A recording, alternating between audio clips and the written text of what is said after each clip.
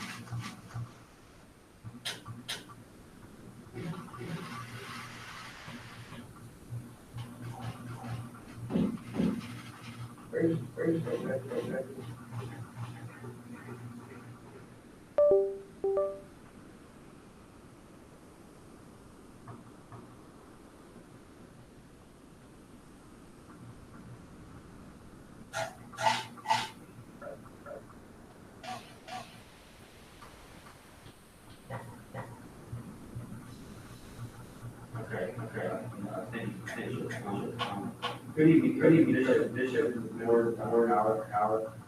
This evening we'd like to present several reasons on transportation guidelines. Currently, guidelines currently around buses.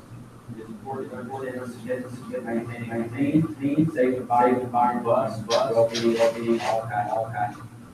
First, drinks with a serious health risk.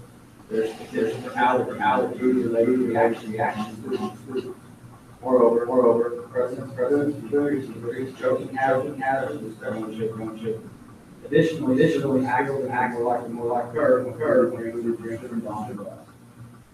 Another important reason for the prohibition of food and drink on buses is potential damage it can cause. Spills from food and drinks can result in stains and unpleasant odors that are difficult to remove. Food remnants can also attract pests, insects, which compromise the cleanliness of the buses. Allowing food and drink on the bus can also lead to distractions and disruptions. Students may focus on eating and drinking instead of following bus rules and regulations, which can compromise their safety. The noise and potential mess created by eating and drinking can disrupt the overall environment on the bus. We must also consider the well-being of all passengers on the bus. Some students may have allergies or sensitivity to certain foods or smells, which can affect their health and comfort. We as a district want to respect the personal space and comfort of all of our students. Lastly, there have been instances where bus drivers have been distracted and therefore been held liable for injuries to students resulting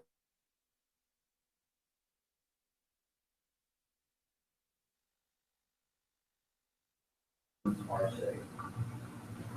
Currently, the longest route in our district is the Batesville route from Odessa. Students on this route ride for approximately 1 hour and 15 minutes. All of the in-town local routes are 20 to 30 minutes in length. To address this issue, we encourage students to have their meals and snacks before or after bus rides. Per the student code of conduct, student safety on campus, school-related events, and in district vehicles are a high priority of the district, and the cooperation of all students is essential to ensuring school safety throughout MISD. As you can see up here on the screen, we do have some alternative solutions and adjustments to our guidelines that we'd like to put forward. Like I stated earlier, students are encouraged to have breakfast or snacks before and after boarding the bus. We do have an option here to modify our guidelines to allow students on route buses to drink only water so long as they bottle water in a sealed container. I spoke earlier about one of our long bus routes and then the average time of our normal routes. We as a district do continue to shorten our ride time by adjusting boundaries. The bottom bullet here is just some other districts in Texas that follow the same policies or guidelines as we do, you're not allowed to do anything like that. All that being said, I do have transportation during our transportation during the Introduce them there on that. Okay. I think you stand up. Right, Johnson, you've been with us for about, what do you think, about 2 months? Yeah, about 2 months, approximately. So you're doing a great job for us, really good.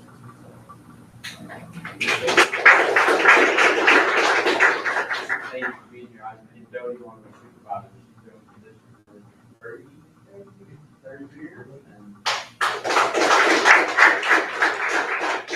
really great office.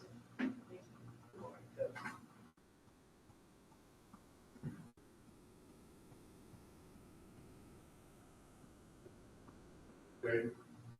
We'll move back up to, number 3. We didn't have any public forum, if anyone signed up. So we move to item number 4, Lone Star governance, overview. And the presenter is Dr. Howard and Mr. Larry. Yeah, so while Mr. Lee's coming up, just want to talk a little bit about what we're going to do tonight. So back in 2019, the board began the Lone Star governance process, and we have some new board members that have a training in Lone Star governance, and so Mr. Lee is going to provide an overview. Tonight, and then that will kind of frame the work that we do moving forward when we review the board goals and progress. So, Mr. Lee, I'll turn it to you. Dr. Howard and board members, thank you for the opportunity to come talk to you just a little bit this afternoon about Lone Star governance. I know that several of our board members have different experiences with Lone Star governance, so I think my job from Dr. Howard was kind of just give you an overview of Lone Star governance so you can make some decisions on moving forward. If there is a buzzword in education, it's continuous improvement, and so this is a continued improvement system for school governance teams, and that's what Lone Star governance is based on. Motto in Lone Star governance is student outcomes don't change until adult behaviors change, and that kind of tells you the beginning and the end of Lone Star governance. It's focused on student outcomes, defined by a student outcome is what students know and are able to do.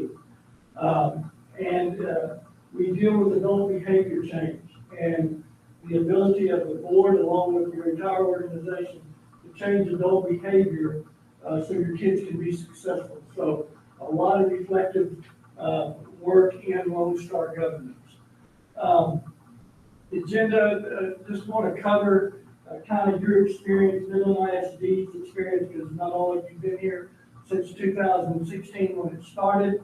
Give you the intent of Lone Star governance, some of the current research that it's based on, and I'll be the first to tell you, not all of this research is school governance research. It's based on not only school governance research, but governance research in the industry and other organizations. I'm going to go over the most important aspects of Lone Star governance so you kind of see what it's based on, and then I'll turn it over to Dr. Howard to talk about future directions and commitment. This is kind of the timeline. I'm not going to go up step by step, but Midland started with Lone Star governance in 2016. Went through the 2-day workshop when Lone Star governance was brand new. The guru of Lone Star governance is a man by the name of A.J. Craydale. He actually took Midland ISD through the first 2-day workshop and also came down, helped them build their goals, their constraints, and some of the things we still use today. I've been asked a couple of times from 16 to 23 to come in and give orientation to new board members along the way, because the idea behind Lone Star governance, as you change board members, Lone Star governance is a commitment to the board. And so we wanted our board members to know as they signed up and ran to the board that Lone Star governance was a commitment of the board and would continue to be a commitment of the board until it was voted not to be. Along the way, some of you have been through the workshop twice. Some of you have been through it once. The last time we went through, I think was in March of 2021. Ms. Warner and Mr. Booker went through, along with Dr. Ramsey. I've come a couple of times and done updates to the manual and other leadership workshops. So, really been involved, or at least, partially involved with Lone Star Government since 2016. And I know for a fact you still have some members of Lone Star Government still, as you look at your goals and your goal progress measures, those types of things. So, been involved with Lone Star Government's, been on ISD for the last 7 years or so. In relation to the team of 8, the one sitting in front of us tonight, I think, it happens in school districts, things change. I think we've had 4 superintendents probably since 2016, new board members. Currently, the superintendent, I think, has been trained in Lone Star Governance. 4 board members have been through at least one 2-day workshop, and then I think there's 3 of them maybe that haven't had the opportunity to go through a workshop. And I could be off on that, but I think it's pretty close. Currently, I think that we've got 3 that this is directly related to. The intention of Lone Star Governance is, once again, to provide that continuous improvement framework while based on the latest government research of school behaviors that impact student achievement. There are other government systems throughout the nation, probably just a handful. I know CASB has one, but Lone Star Governance is probably the only one that stays intensely focused on improving student outcomes. A lot of them deal with the financial side, operations side, have different criteria for that. The Lone Star Government sticks pretty close to student outcomes and very little else. We talked within the board workshop about the key drivers of adult behavior change. We know adults have to have 3 things to change their behavior. They've got to have knowledge, they've got to have some new skills, and they have to have mindset. And as you can see by the format here, mindset is the biggest part of that. And I think if you look across the experience of Lone Star Governance across the state of Texas, probably we've had a lot more school districts that started and dropped Lone Star Governance than have followed through. A lot of that has to do with the mindset work. When we go through the 2-day workshop, most of you have been through can tell of the 16 hours, we spend about 10 hours on nothing but mindset. Because if we don't get the understanding that student outcomes are the most important thing we do, and we've got to target the amount of time we spend in board meetings on monitoring those things, then our behavior kind of falls back to what it's been in the past. This is what the research says in a very condensed version. Board and superintendents that work collaboratively together to set student outcome goals, monitor their progress, and identify the non-negotiables for their communities leads to improved student outcomes. And that's a pretty simple formula, but there's a lot of power within that statement, and we're going to dig into that just a little bit. As far as the important aspects of Lone Star Governance, one of them is parallel process. Leadership matters, no matter where you look, what book you read on leadership, what research you look at. The fact is that leadership matters. And when you think about a school district, the board sits at the top of that organization, folks. What you focus on becomes a focus of the rest of the organization. And it really doesn't make any difference what that is. It can be the color of the bus. It can be the look of the mascot. It can be the name on the school. Whatever you focus on, the rest of the organization is focused on. I spent 14 years as a superintendent. I can promise you that whatever my board focused on got my attention and took up my time and my effort. And so when I train boards, not only in Lone Star Government, but outside of Lone Star Government, I tell them, choose wisely, because the superintendent's got a lot of things on her plate, but what you focus on matters. In other words, if student outcomes are important to you and your board, and you take time to focus on that. That'll be replicated with outside your boardroom. I've been a principal, I've been a teacher, I can promise you, my board's looking at my test scores, looking at my formative evaluation, that is gonna get my attention pretty quick. I will warn you of this, Lone Star governance is a board system. It's not intended to be pushed down to your central administration, it's not supposed to be left up to the superintendent, it's supposed to be taken care of by the board. It is a governance system, and I think a lot of times our boards miss that. We start out good, we set our goals, but we think, okay, we've done that, that's our job. The implementation of Lone Star governance is a board responsibility. That's the reason you do the quarterly progress trackers on a quarterly basis. That is a judgment and evaluation of the board and how focused they are on student outcomes. Anyone in the school business will tell you what gets monitored gets done, and so Lone Star governance is really heavy on the cadence of accountability, because as we do formative assessment, it tells us which kind of behaviors are being successful and which are not. Progress measures, when you look at your goal progress measures, which are formative assessments, that helps us know what adult behaviors are being successful and which are not. It also is really big on, what we say is important versus how we spend our time. Okay, you always told me, tell me where you spend your time, I'll tell you what's important to you, right? And so, as we go into Lone Star governance, we talk to boards about the fact that I can get them all to say, student outcomes are important, it's the most important thing we do. But as we look across the state of Texas and we look at how much time we spend in board meetings on student outcomes, it comes out to about 3 to 5% of our board meeting time.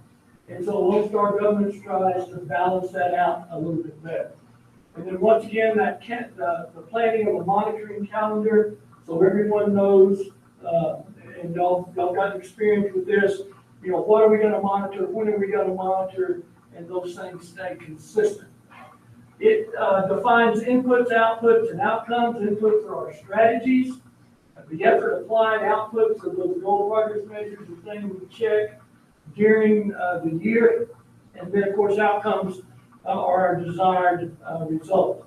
It is also a lesson in roles and responsibilities. I know you've been talked to a million times about this is superintendent's job, this is the board's job, this is what we do together. Inputs are the job of the superintendent and their staff, because that's their expertise. Outputs the same way. Outcomes by statute belong to the board. The board represents the community and the needs and the values of your community. And so Lone Star governance throughout the implementation defines who owns those aspects and takes a close look at that. It means changing how we do business. It will adjust your agenda to focus more on student outcomes. There's some policy considerations that I know Midland has gone through in the past. They call it a policy diet, where pretty much you have superintendent work and board work. It provides a system of accountability for your board through constraints, your superintendent through constraints. It has a specific evaluation for your superintendent based only on goal progress measures, constraints, and constraint progress measures. It includes processes for transparency and advocacy for your community. There's nothing hidden in Lone Star governance. You're asked to post your goals, you're asked to post your goal progress measures, so people throughout your community and on your website can see the progress we are making and the effort applied. Of course, it's based on the Texas framework of school board development. I will tell you this, Lone Star governance is a TEA initiative. So when the legislature changes things, Lone Star governance changes. So it's changed a little bit since 2016. I think we've written maybe 3 or 4 manuals since the beginning that have made changes, especially when House Bill 3 came in and they concentrated on early childhood reading, early childhood math, and college career military basics. The other thing with Lone Star governance, and actually Midland one of our exemplar cohort conferences spoke on this, is the fact that We know leadership sometimes comes and goes, in school districts, unfortunately. But there's some things that shouldn't change just because our leader changed. Our goals should remain the same, how we go about getting them might change. But there's certain things that we should be committed to, and Lone Star Government gives you the structure, to do that. So it fits the leader to the school.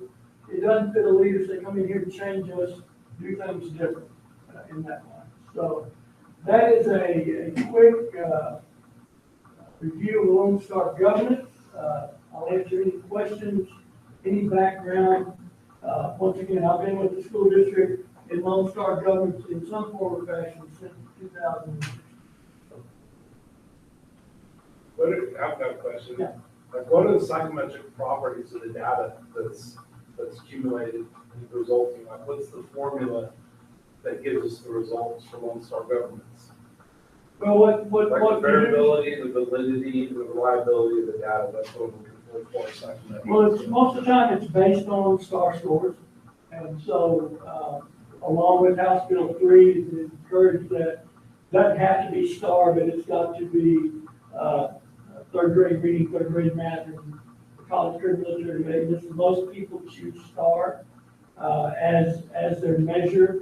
And then the progress measures that they use depends on, are really left up to the school, and what they use.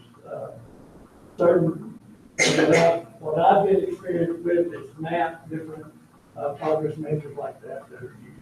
Do you know if we have one at Region 18, a measurement expert, a data collection expert, or is that statisticians on that we use on it, or do we just essentially TDA came up with the formula and we just follow the formula that comes from Austin? Well, And it's just kind of really, play the numbers. yeah, it's really based on, I mean, you're gonna have a baseline, which is real data. For example, look at third grade reading scores. You're gonna have a baseline, where you were, and then the target becomes, where do we think we can be? In other words, we're gonna set a SMART goal. It's gonna be specific, measurable, try to be attainable, result-oriented, and time-bound. So when you set your goals, they're very specific, but they also are individual to each school board because your scores are different at every. So we set them at a district level, independence. Yeah. Independence. Based on your scores and your kids. And of course, all of you know, 2020 kind of put a hitch in a lot of different things. Most people took a look at their scores again, after the pandemic. As a matter of fact, and I'm sure you know this by now, but there's been a lot of changes to the accountability system this year because we're on a kind of a 5-year cycle. This is the 6th year, I guess, for Commissioner of Education. So got some new targets, we got some new rules, and so it's a good time to take another look at your goals. And Mr. Lee, we will get into all of the data after this.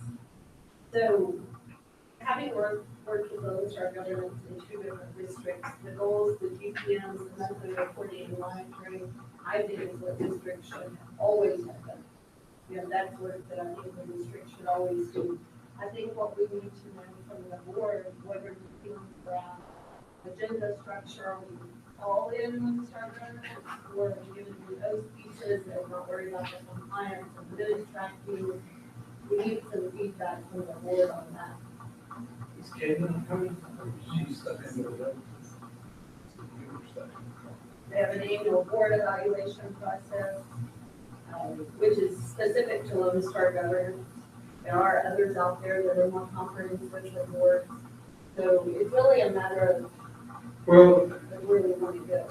I'll go about to say that, obviously,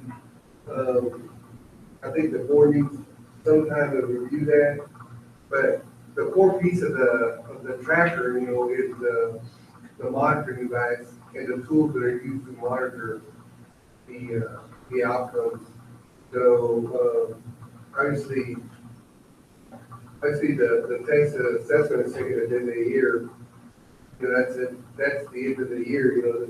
This is formed because we're supposed to have some assessment prior to predictive assessment prior to ending up with a loss or the star assessment, which is too late, right? sorry, too late, you already got that information, the years go by. And so we started this issue, that's the portion, that's the meat of this thing that's, to me, is the most, that brings the most value to the district. I would agree, the full progress measures and the monthly. Because we do have some things in there that, the local service government developed that, actually, they want you to present to some students, but, doesn't give clear direction as to which students. And, you know, and I don't see what value personally it brings to students because they're moving from grade to grade. And, you know, most students is a governance tool that sits at the board level.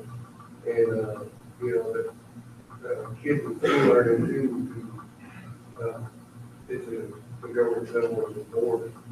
So there are some pieces in there that I would have thought that they would change up by now because of just the structure and timing of what it requires to do those. There's a part in there that says, you know, we must have a public hearing about it and present it to the public. And I think that's important because we should be able to take, you know, which we did initially, take it to several spots and say, to the community, this is the new outcome that we've come up with the current data that we have. So, the concern a little bit here is that we don't have the current, I might be wrong in saying that we don't have all the current data from PA because. We're gonna go through everything. This is just the Lone Star Governance overview. We have about 45 slides of data. So this is just kind of getting a feel for Lone Star Governance moving forward, and we can think about that as we go through the next slides. I hear you say goals, goal progress measures, and I think we get some monitoring. I think all that's important. The one piece that has bothered me since the beginning of this is the 5-year monitoring calendar, because if you continue to change those standards, we need to do the test for the kids, students need. So I don't know how to do that differently. I know we need a 5-year plan, but it's hard to make a 5-year plan and the state continues to change the metrics. Well, I have a question on that, because I talked to Commissioner Morale, and he disagrees that the TA has come out and said they're gonna change every 5 years from when we first came in, but there was a complaint that they were moving the goalposts all the time. And the TA said we're gonna leave it every 5 years, move every 5 years. So we're on the 5th year, and they changed the STAR test this year, just on. Yeah, he kept it this way this time, and he's gonna keep it this way the next time, but all they did this time was adding a writing component to the ULAR test.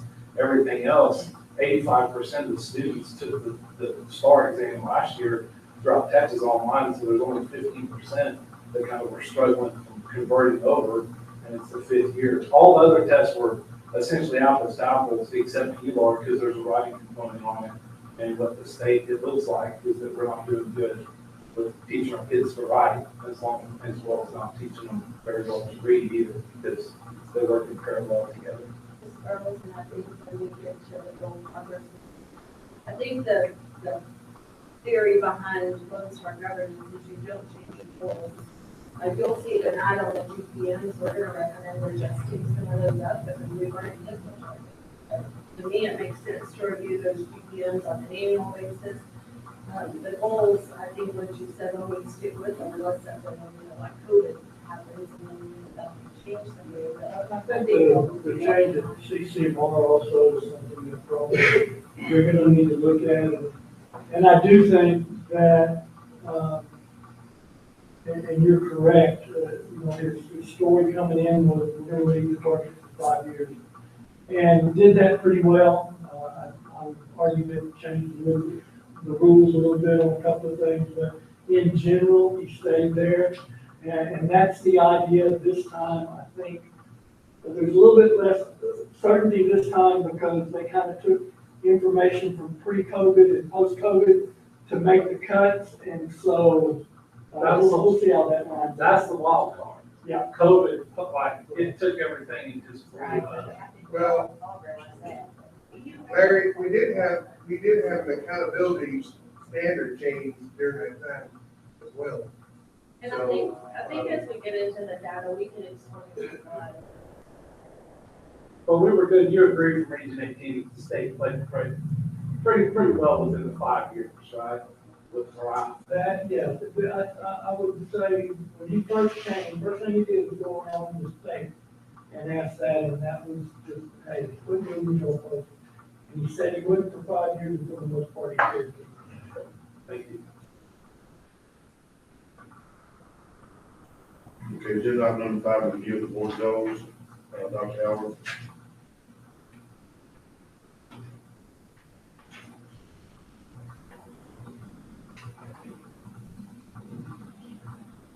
Okay, so these are the current Lone Star governance goals that are in place, your board goals. These are shared every time I'm on campus with the listen and learn, and so we bring and keep these at the forefront of all the work that we do. On goal number 1 and goal number 2, we have a check mark there. We're making progress towards the goal for our 2026 goal. We did go ahead and include the approaches, just so you have that as a frame of reference.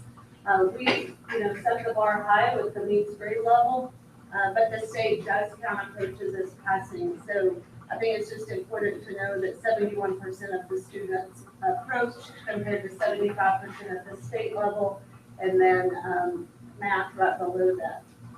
3 and 4 are student growth. We're not going to be able to show you as much data in this area tonight because the state's still working on how they're going to calculate growth and those the scaling of that. And then goal number 5 that we currently have in place is about the graduation rate.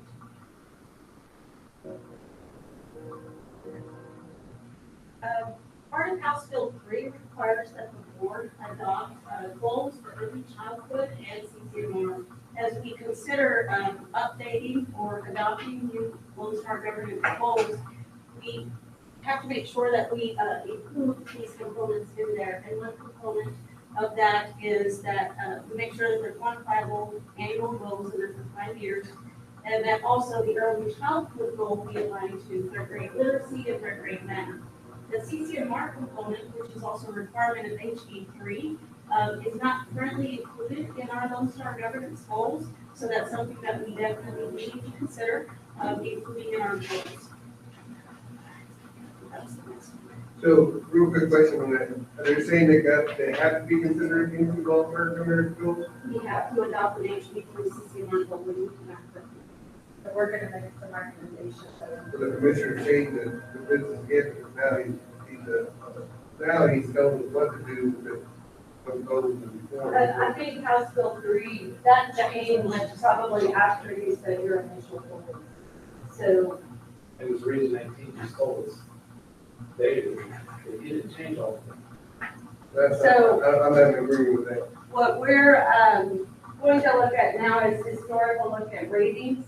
I think as we go through this process and think about the goals, one thing to think about is right now we have goals through 2026. So the initial 5-year goals, do you want to stay with those? Do you want to set new 5-year goals? So we're going to show you options for both of those. Looking at this, so the historical ratings, you can see down here, starting at the bottom, with 2012, that was a year we did not have ratings. And then 2013 through 2018, we were on the former accountability system that reported out met standard or improvement required. At the end of that rating cycle, 89% of our campuses met standard. Moving into the A through F, in 2019, 50% of our campuses did what we would call meeting standard, A, B, or C. And then in 2022, 76% met standard. If we're trying to compare somewhat of apples to apples. So previously we reported what-if ratings. That was before we didn't know what the state was going to do.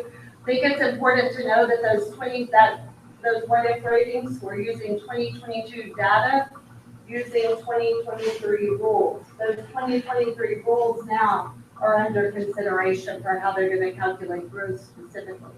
So this information is not accurate and does not apply to the 23 scores. So just wanted to kind of bring that up because we've shown you this before. What we even thought we knew, those proposed rules that were used to calculate that now are being reconsidered.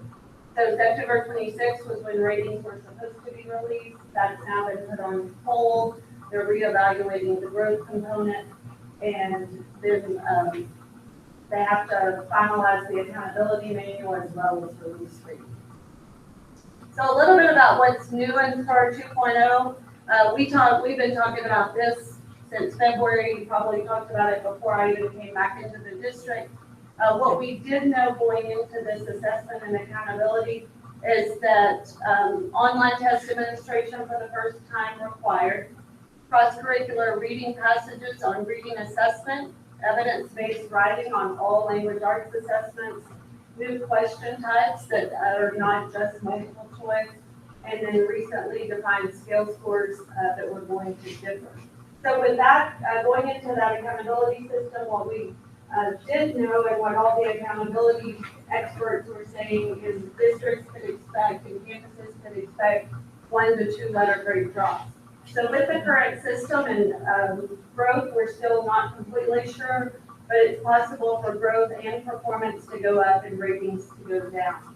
Calculation methodologies, that's where the lawsuits have come into play. And then CCMR is a big one because CCMR, what it takes to be an age, went from a 60 to an 88. However, the students had already graduated.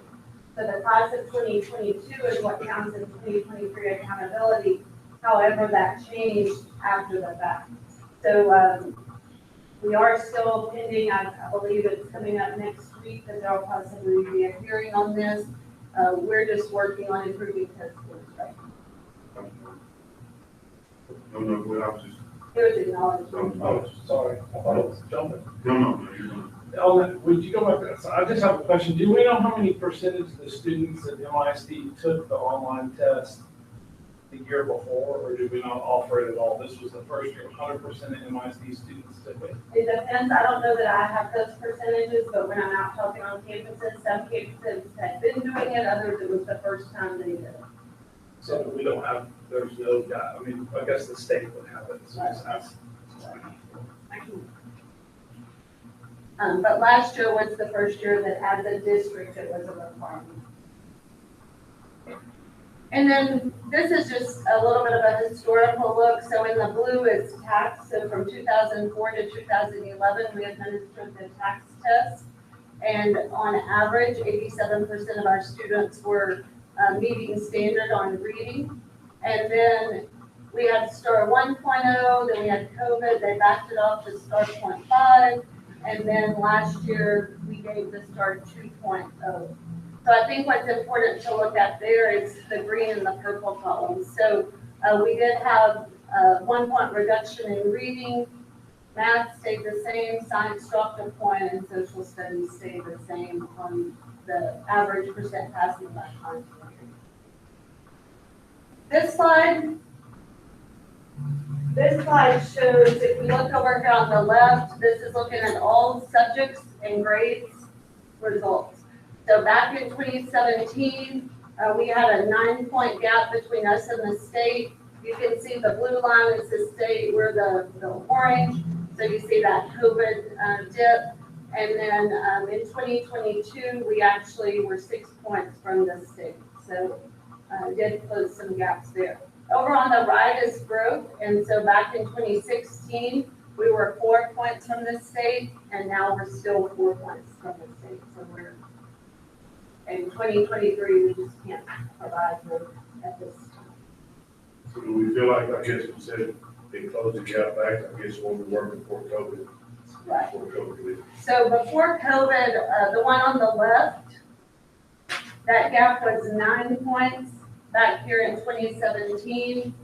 And then back in 2022, it was a 6 point gap. Then over on the right, that growth measure, that was a 4 point difference, and it was still a 4 point difference. We always want to be looking at the state because that gives us a benchmark, a frame of reference. And then, oh, I skipped this slide. No. Okay, this slide here on the left is looking at reading English language arts. So prior to COVID, we had that 11-point gap, and then most recently with the STAR redesign, we had a 16-point gap. That is one of the main reasons for new ELAR curriculum, as well as phonics-based instruction and structured literacy at the early grade levels. Then on the right is math. Back in 2019, we had a 10-point difference, and then in 2023, we saw a 6-point difference. So gaining some ground there. I do believe that our content specialists are really going to help in these areas as they've been analyzing their own data and developing action plans. Quick question on back to this one. So I know we've tackled the English. I'm getting a lot of feedback from the teachers that are learning to trust the process. They're seeing the fruits of it right now, which is really exciting what's happening there. Now we're looking over into the math. Just especially for those who are going to be watching or anything, we're tackling that. You should see some data come out soon. What is the future plan for tackling the math? I know that was presented to the board. Just might be a second addressing the math. So we do have consistent math curriculum in place. Is that correct? Do you want to come out and speak to that? That is the questions I'm getting from teachers is, Yeah. what's next? Right. Piece by piece, don't And build trying on to this. chunk it so they don't get it all at once. Absolutely not, and that is why we did not pursue a consistent math curriculum this year for elementary. We do have consistency across the board for secondary already, and where they get opt-in for that, and so they wanted that. At elementary, we are Just highlighting, right? we're putting out a RFP so that our teachers and principals can vet different curriculum resources, and then we will select for a consistent curriculum across the board from math for elementary. And I understand that the English, we have the reading from, talk about data yet. What is your overall, I know this is the subjective, but what is your overall feeling that you're getting so far from leaders? I'm getting teachers, but just wondering your overall plans, because that is our top priority right now. Anecdotal evidence from teachers who've been on campuses and have been in trainings with teachers, and they will share, they feel like their students are able to think more critically and have discourse with one another. They're really good things about, and then the engagement of our students with the curriculum. What are those numbers? Yes. So what we'll do now, moving into the goal data review, we're going to look at data that goes with goal 1, and then we'll talk about goal 1. So this is data that goes with goal 1. Back in 2018, we had a difference of a 5-point gap between us and the state. In 2023, we had a 7-point gap. We did see a 7-point dip from the previous year in ELAR. And on the left is the goal that currently is in place. And if we're staying with the 2026, we would recommend staying at that goal of 50. If we're pushing out to setting new 5-year goals, we would feel comfortable pushing that to 55. The state average right now is 48. So if you want to provide thoughts on staying with 26 or 28, then I can just talk about each of those. Well, I think you, the rest of the board can chime in, but I think we're on that 5-year goal or plan that the commissioner set. And then I guess he's asking not only this board, but the board across the state of Texas on being in compliance, if you will.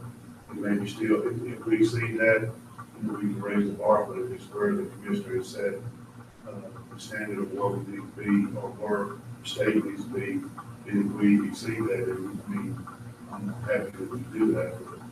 So you're thinking stay with 26? Yes, ma'am, stay in the course of 2026. I think if you go to 2028, then that puts us outside the 5-year window of where we need to be. Make it all different. Yeah. Right. Okay. So you're taking notes, right?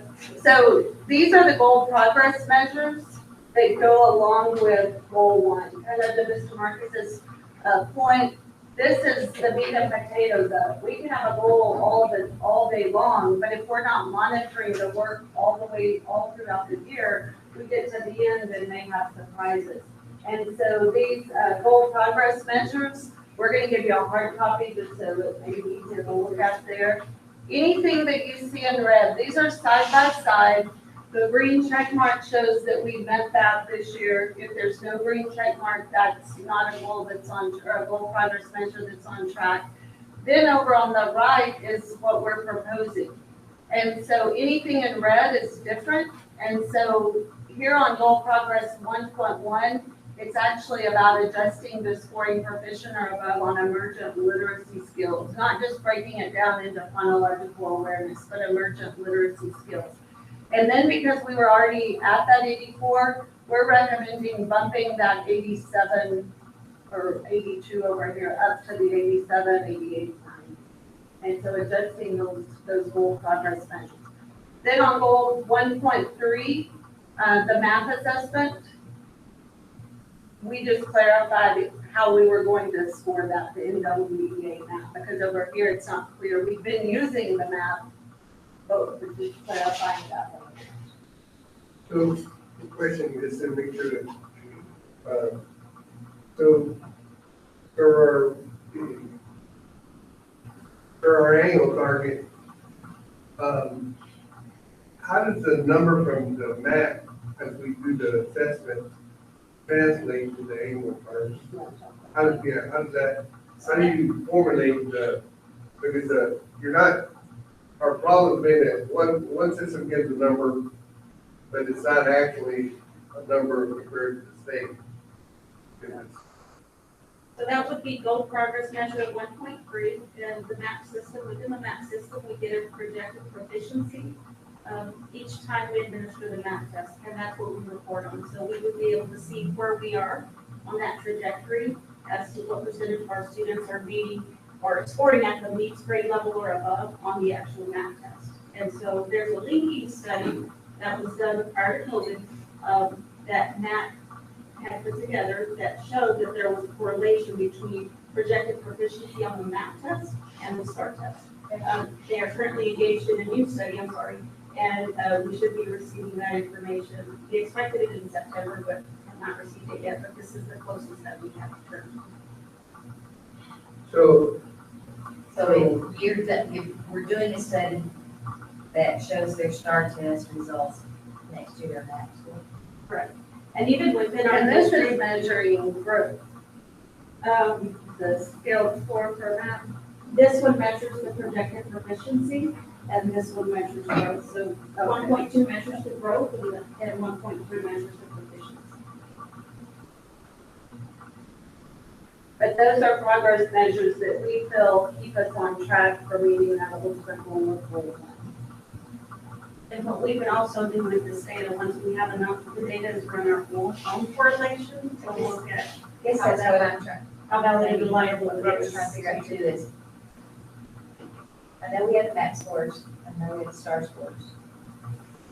But to make sure that when we bring in that we have 50% reading assessment on MAP, and then if we don't get 50% reading on our STAR, how does that correlate? Well, one thing that's different is the meets grade level and masters is what we're measuring on the board. And the math assessment is more about grade levels and grade levels. Yes. Are we deciding this tonight? No, Okay. So can you email the board this deck? it's in your, it's in. I didn't see it in my workbook. So then when we look at math, which is goal 2, we had a 6-point gap back in 2018. We now have a 5-point gap.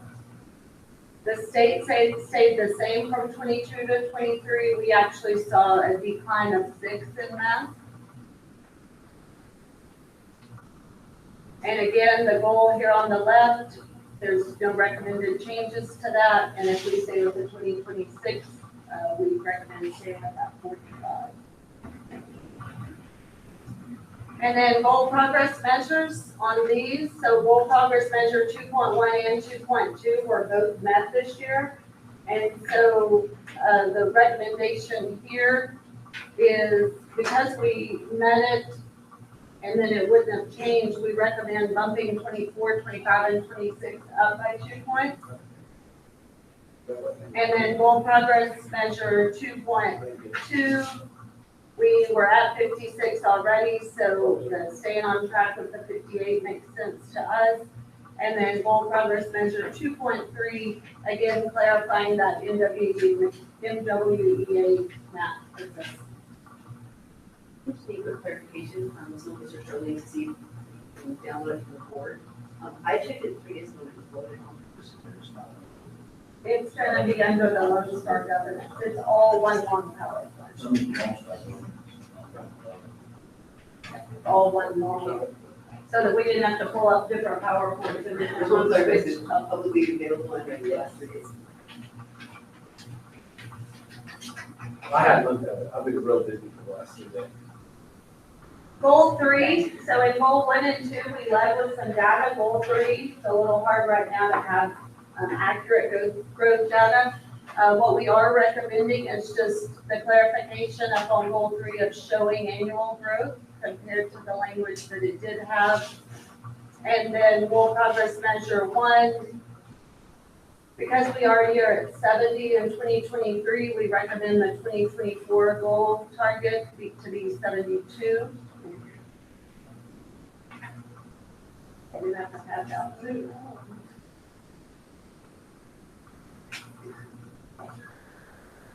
Any questions on that? And then, again, goal 4, this is how it was written. We're recommending just saying showing annual growth on the Math Star. And then board goal, we recommend the 80% remain. That is a lofty goal. I will say going from 55 to 80 is quite the lofty goal. But I think we can keep that at that point. And it'll be interesting to see how they decide to measure growth this year, and then we can have a very different baseline. So we're at, so are we going to, if we review the data, and are we gonna give ourselves some time for that data to come in? So we don't have to make any more changes? So what I see that we could do is at the October 16th board meeting, you could adopt the new goals, which in many cases they're not new, it's maybe a clarification of wording. We adopt the goal progress measures and that calendar, we just continue on with reporting out every month. That's still within that 5-year guideline that, the commission TEA recommended. Sometimes about the growth assistance. I think the 80 was lofty before, the 80 is probably lofty after, but we just won't know until we get to that point. So I think we just have to be somewhat flexible as we see it. If we are allowed to do one in a year's time, I believe. And then, very much of that. I just want that. Okay, then what you see here is what you have been monitoring. Goal 5 has been about your graduation, or about our graduation rate. We're recommending that we move that to a goal progress measure, continue monitoring it. However, House Bill 3 requires a CCMR goal. So I do want to just point out here, we're equal to the state with the class of 2021. These are lagging data indicators. When we look at CCMR, which we're recommending become the goal versus the previous slide, class of 2021 was the 51, class of 22 is actually at 52, and class of 2023 is over 70. However, that's lagging data. So the class of 23 affects the class 2024 3 weeks. So what we're proposing for board goal 5 is move what we have right now in the black to goal progress measure. And the new goal would be CCMR moving from 57 to 79 by 2026. And so the board goal, if we're staying with that 2026, we'd recommend the 79. We're a little over 70 right now. And then here shows that GPM coming in. It used to be the board goal, but now we've moved to a goal progress measure. And then first time Algebra 1 EOC testers and percent of students earning 6 or more credits by the end of their first year in high school. We were at 87, so we're recommending the 88, 89, and 90.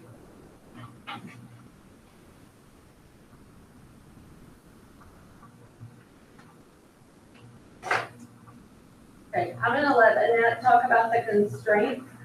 So the other part of Lone Star governance is constraints that you place on the superintendent. So outside of these 3 things, you say, everything else, do what you need to do, but these 3 things are very important. So I'll let Annette talk about those. So the first constraint, what we're looking at is an internal PLC metric that we've developed within the district. And so we look at teams of PLCs and they measure where they are at in implementing the PLC process. So we rate at the beginning of the school year, about October, and in the middle of the year, and then again at the end of the school year to determine how many of our PLC teams are making progress and moving towards completion. The next constraint is speaking about adult convenience or preference over academic progress of students. And this is, if you look at the progress measure, it's specific to the number of F campuses. As we know, the accountability system is shifting, it's changing, and as we saw with the accountability ratings in the past, the percentage of campuses that were meeting standard or were an A, B, or C, that has shifted throughout the years. So currently, the goal, the annual target was to get to 2 campuses in 2023. We know those results are delayed due to the potential accountability changes in how we measure growth. So these are the, anything that we thought before, we don't know. And so do we have an idea on where we're gonna be? Because, this is an important adjustment to make because we can't hold the current administration responsible for, I wouldn't, if we decreased it, I wouldn't give y'all the credit for it, but I'm not gonna give y'all the, it's just not a fair assumption. It's terrible with the district. It's unfortunate that we have the challenges that we currently have to overcome, but it's not fair to say that we all cause those challenges. with what the state has recently released, we really cannot tell where those specific ranges. We know what our campus's growth is because that will not change. How domain 2A, the number of points that students earn, we do have those numbers. We just do not know where on the curve that particular average will fall. And that's what the state is adjusting is the scaling. And they're going to go back to potentially using the 2019 scores instead of the combination of 19 and 22 because 2022 was so much higher. And then really an anomaly when you look at the data. So the state is going back to 2019 so that they can adjust the scale. That would still put us on potential having more than 2. Right. Oh, yes. One thing in some presentations that Catherine had previous weekends, districts that use Lone Star governance and monitor this way.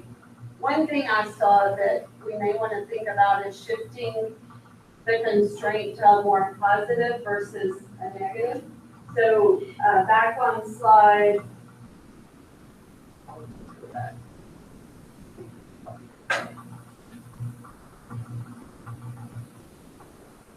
So one thing we could think about is if we wanted to monitor what the percent of campuses that we want to meet standard, if you will. So A, Bs, or Cs, right?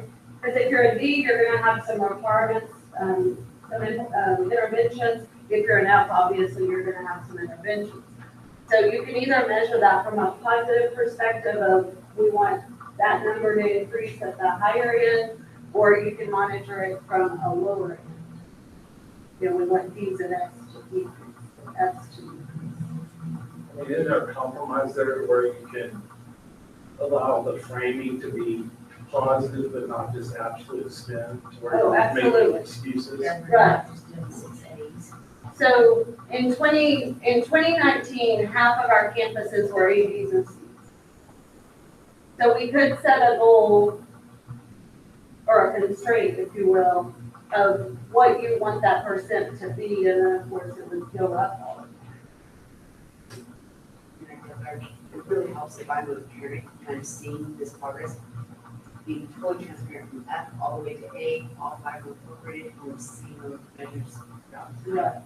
Right. Obviously, it's a little bit more difficult to put 5 of those in the goal, but we need to show both sides together. What if you were going to say just on the F rating, based on what you're currently sitting at? We're looking at, you guys have been in the district, for having everyone less than a year. What would you say is feasible to guess where you would move that 92? Right, let me get back to you. Because I looked at 2019 data, which is ridiculous, it's not your fault, I don't know that. But just where would you say, if we talk about needing to adjust that, what would you say? So we were at 50% back in 19, what you're talking about. 50% met standard, A, Bs, or Cs, so 50% did not.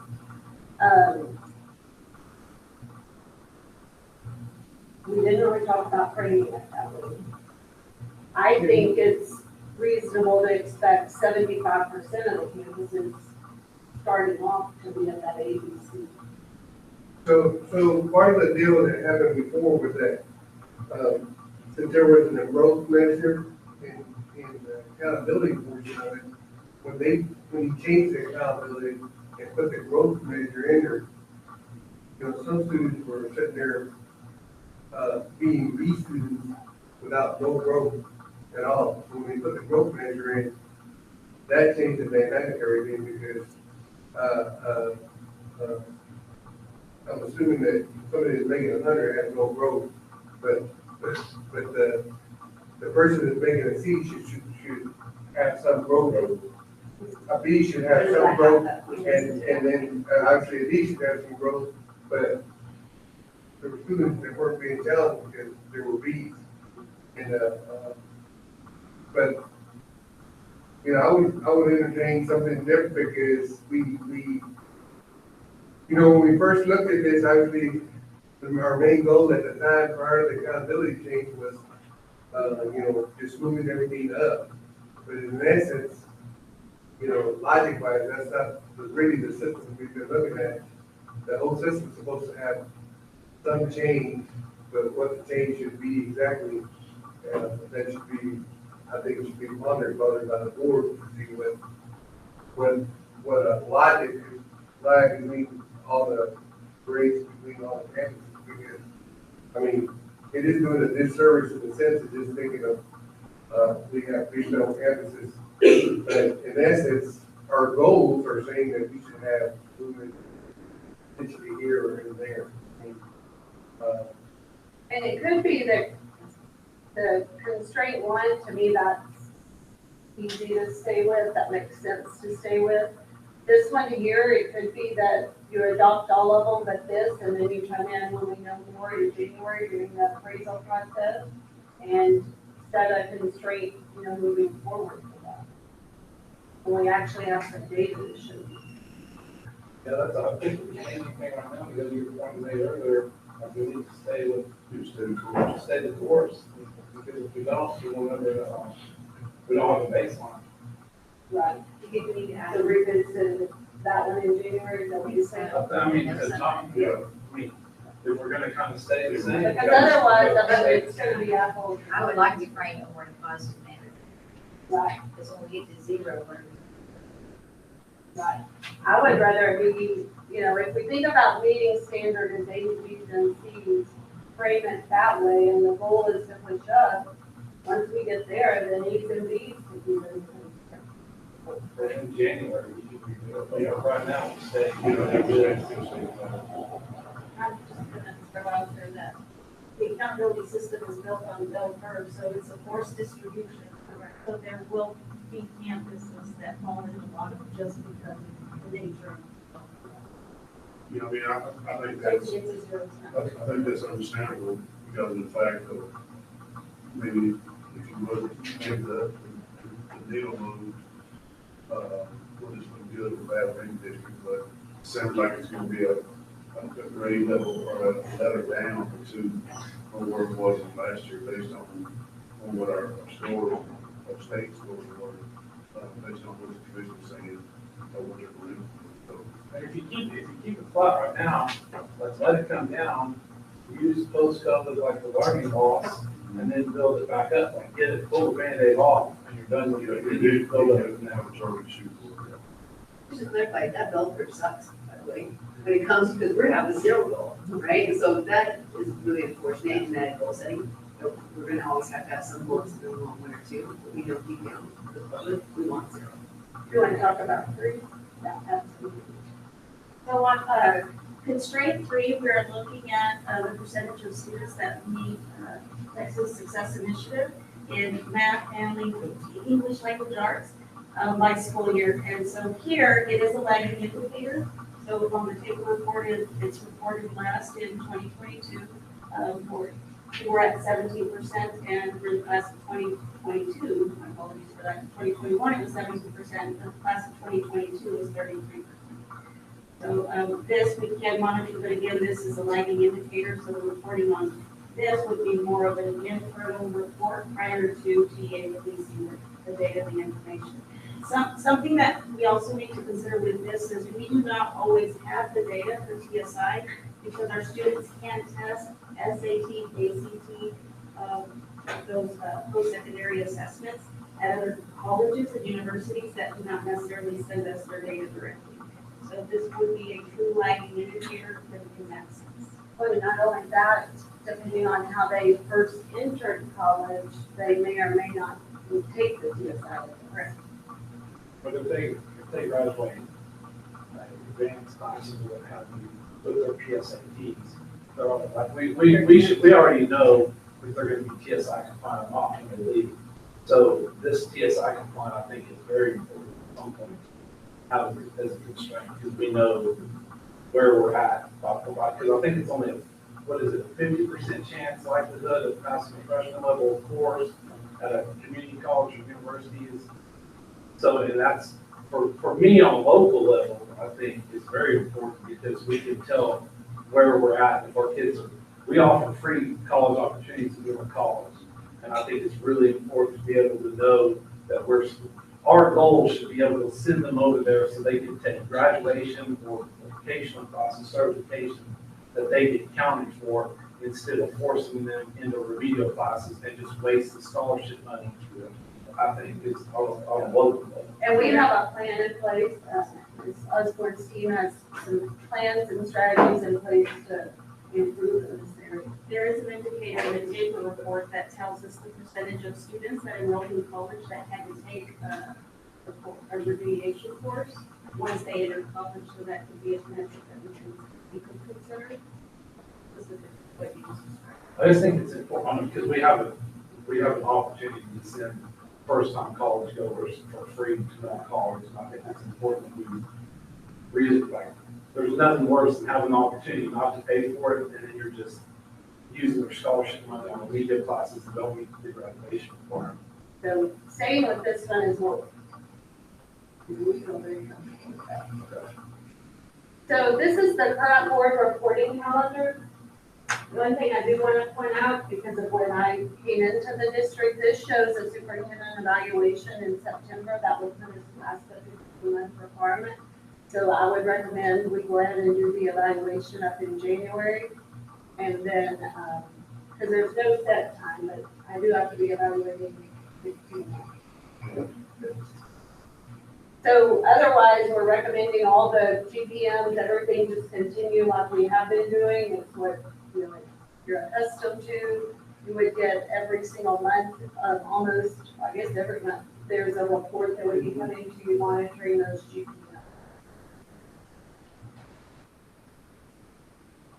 So there's get that wrong, if we can use that, was that the old one, September suit? So She had to move it? if this is kind of where we need to know what you want to do with Lone Star governance, because if you stay true to that whole model, you would do board self-evaluation 4 times throughout the Every quarter. year. Right. Yeah, this is basically a slide under evaluation. We haven't, I mean, the agreement we use put the super evaluation in January up there. Correct. Yeah, sorry. I want to wait against that. We do somewhat need to know feedback, because so we can get it ready to bring to that October board meeting. That's the purpose of the workshop. My question, like how those realistic goals, you take out that 8 years, do 4 years, and they're not the same kids. Right. You're talking about on the pre-K. You want to speak to that? They're not the same kids, and you're right. What we do consider is that students typically, in our pre-K classrooms, who come in without any educational experience with the year. We do see a lot of students that do not answer very many questions correct, and by the end of the year, this is the average. So looking at the state and district averages across time, this is typical. So yes, yes, that is very.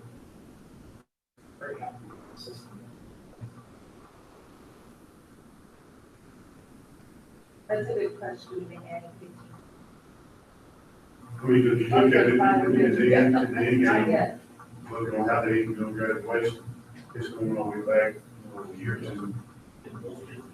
Well, I mean, I'm just saying, I understand what you're saying about, because the kids are changing, then you're looking at what the scores, should be or could possibly be. But I think what she's alluding to is that based off of the averages that we have in district versus historical data, is what they're talking about, how you keep it there. And what you may be asking. You feel like you Right. then I'm good. Well, it's a good question, and now when I'm looking at it, I see what you're saying, because we were at 92 2 years in a row, so is it a fair expectation that number is gonna go up? Or is around 92 about what you would expect to happen by the end of the year? To the point that not everybody starts there at the same time. Do y'all have thoughts on that? I agree with what we're saying and asking, because, we discussed that, I think every time, because, they get to the fact that you have new kids coming in, and they're not, they're brand new to you, came in. So, So keep that at 92, and if we see that trend getting better, we may want to adjust stuff. Yeah, because I mean, you do it once a year, you make that change. It's a pleasure of the board, because the thing about it, the tools that are put before us is going to be a guideline for us as a board in the district on how we evaluate performance of your evaluation and of the district. So that'll be something that can be discussed. I guess when we have a lot more time to look at, digest this, we'll get ready. and the problem is that, there's been more sheets added. I mean, Not many right now. but, The goal is to add 1,500 in 5 years. right, And we're gonna show you some Even metrics. college adding each year. we don't know yet how that's gonna turn out. Ms. Osborne's gonna show you the pre-K numbers going. If we added, But I guess that would be, Mr. Whitman's question, that'd be something to look at going forward, when we get ready to be brought back to the board, and give a solid chance to digest, we look at that again. Ms. Osborne made the note back there. And if I say we'll keep that on the forefront, so it can be brought to discussion. You have to come to 93, 93, and then 94. You know, like we had ourselves 2 years to make those. Yeah, so we definitely want to see forward progress, numbers increasing. There's a good 2-year window, and we're trying to better serve pre-K 3. Now you get them established, now their scores carry over to pre-K 4. We have 2 age groups quantifying that, which is ideal in 5 years. We will have that opportunity to better serve that pre-K 3 program. As far as the board goes, I'm talking about both our governance, when we have that meeting back in the board of January. Fifteen of 18.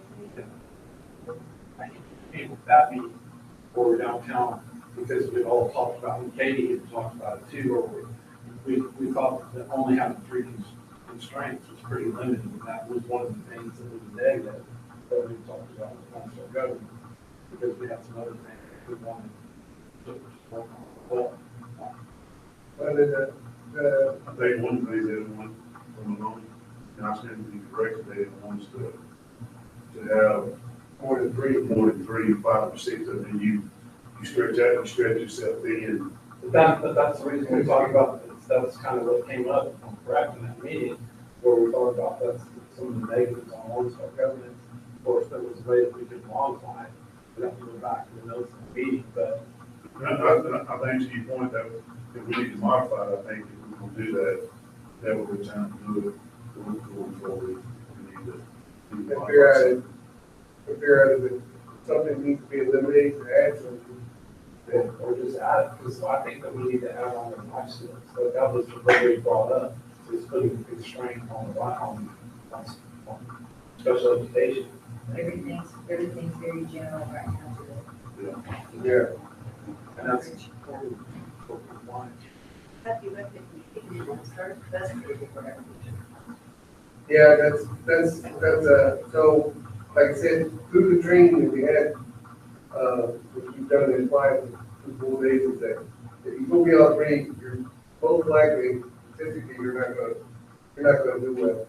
And, so if you think that, if the board feels obviously that one item is most important, then you need to take one off, and then you put that one off. So there's 3 that are going to general ed and only 1 towards.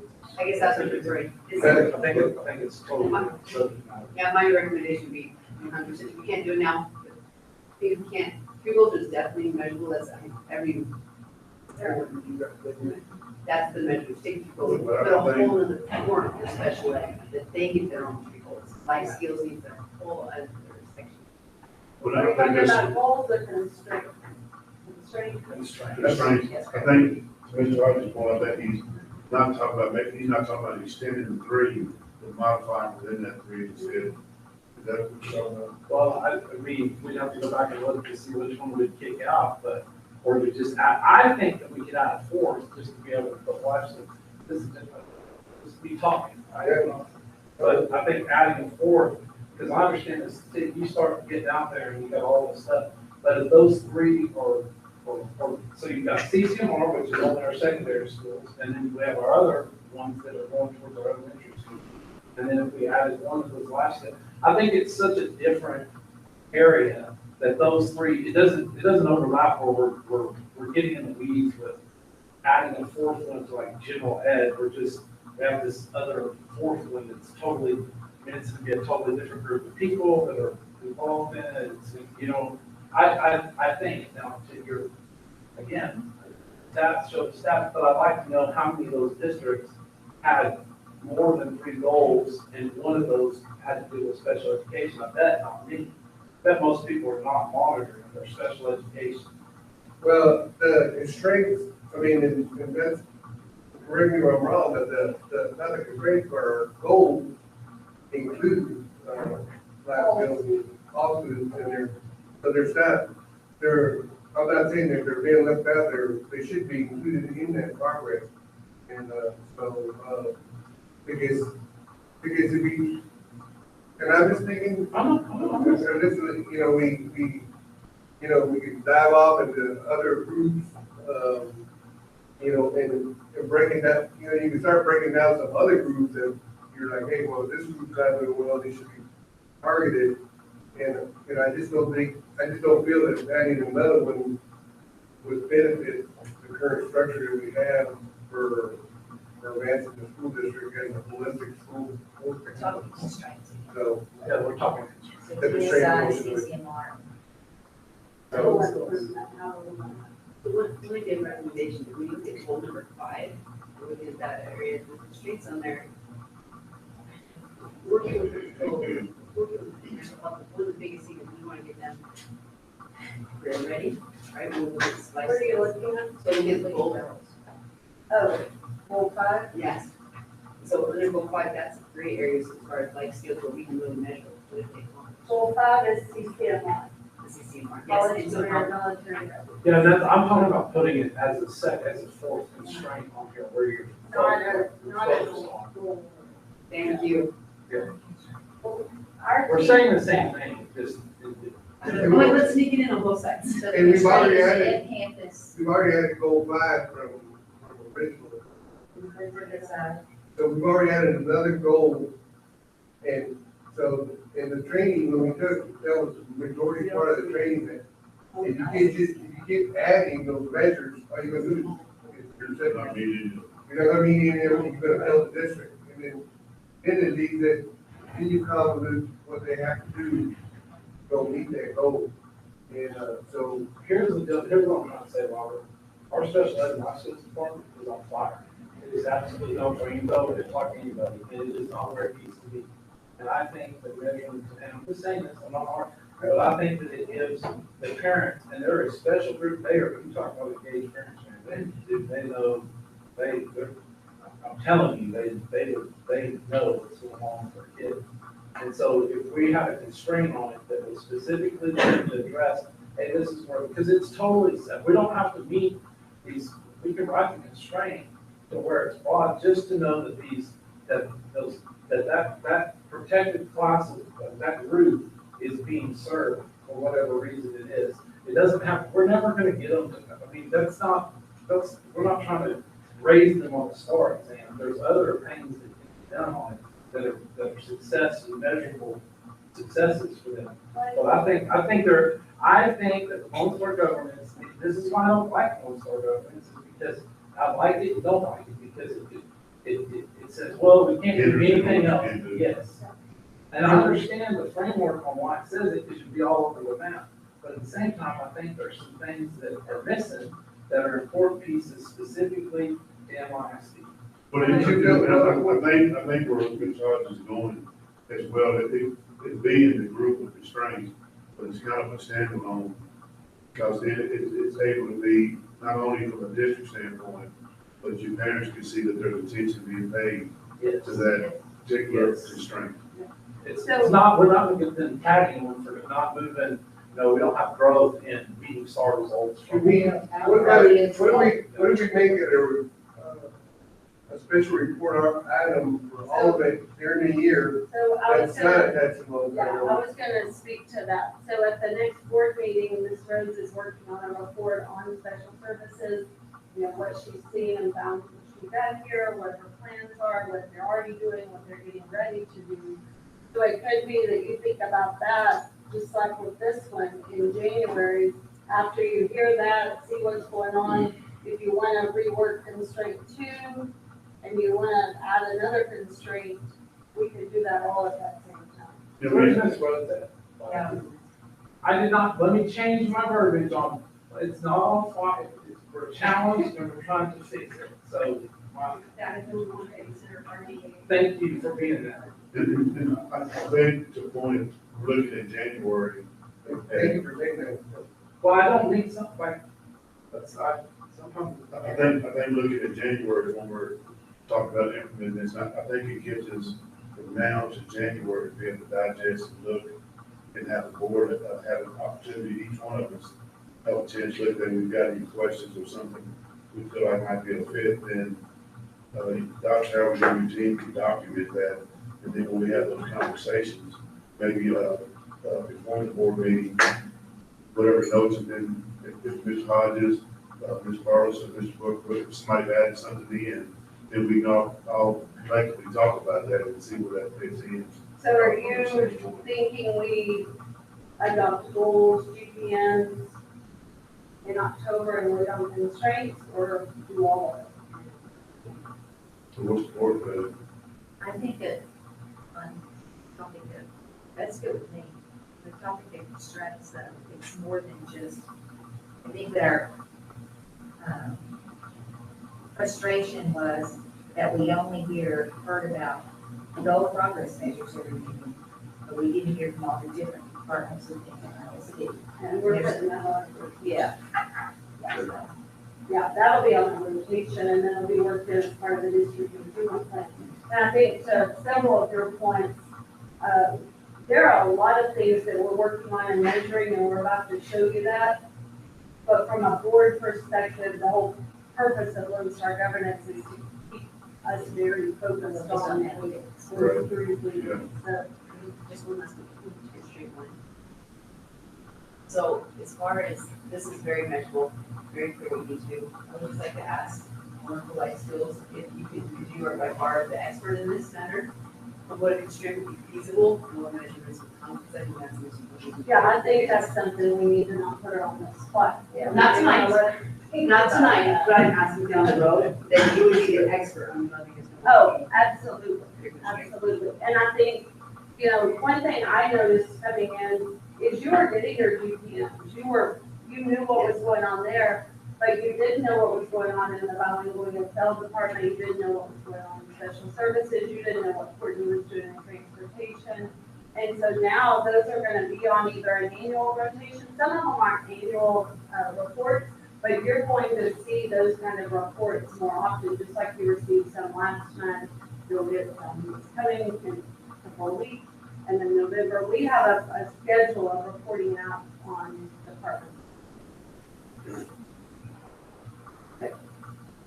So what we will do then, October, November, December, and probably even January, is just report out on GPMs we have right now and the standard, and then look at, yes. I like your idea. Notes. Okay, you wanna hold this up? Okay, item number 6, report on metrics, to monitor progress in the practice of the strategic plan. Mr. Cedillo and Ms. Ogden, please. I'm gonna actually start this. So, back in May and June, we revisited the strategic plan. One thing I found out on campuses in the spring is there wasn't a lot of familiarity with that strategic plan. And so it was a good opportunity to revisit it, and utilize all the data that we collected during the listen and learn meetings on the campuses. And so what we've done now is, well, I'm gonna talk about this. So coming into the district, these areas in red were what I felt like were priorities for the district. Academics, improving student outcomes. That's where we reorganized. We brought back the content coordinators. We developed a teaching and learning team and really got organized in a way that we feel like we can better support our campuses who can then best support and teach students. Culture and climate, teacher retention and shortage, leadership, and then just the image of public schools. So as we went through the strategic plan, we bucketed those items into what's now our student experience, grow and develop staff and engage in that. So one thing when I'm out on campuses that we talk about, many times in our business, every year the priorities change.